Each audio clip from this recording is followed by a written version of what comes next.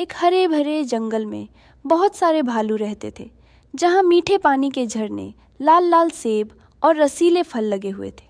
इसी जंगल में मानू नाम का एक शरारती भालू भी रहता था, जिसका काम सारा दिन शहद के छत्ते ढूंढना और छोटे छोटे पक्षियों को तंग करना था। किसी के घोंसले से अंडे निकालकर घास में छिपा देता, तो किसी जानवर के छोटे छोटे बच्चों को उठाकर झरने में नहला देता और किसी पेड़ को बेवजह हिला देता। यह सब उसके हिसाब से दिलचस्प शरारतें होती थीं। वह जंगल के दूसरे जानवरों के शरारती बच्चों का सरदार था और सब उसे शहजादा पुकारते थे।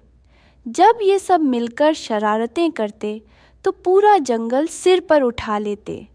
छोटे जानवर डरकर अपने अपने घरों में छिप जाते।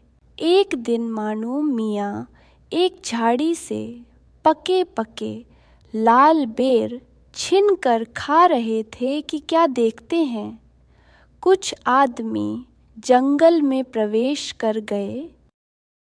मानू बहुत डरा, क्योंकि उसे नहीं पता था कि ये कौन से जानवर है।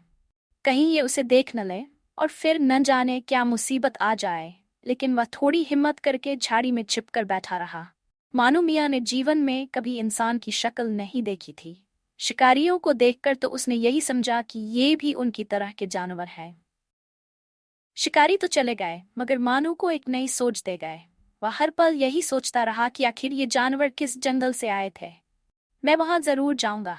रात को सोते हुए उसने देखा कि वह भी एक बड़ा सा हैट पहने हुए, एक कंधे पर दूरबीन और दूसरे पर थर्मस लटकाए घूम रहा है।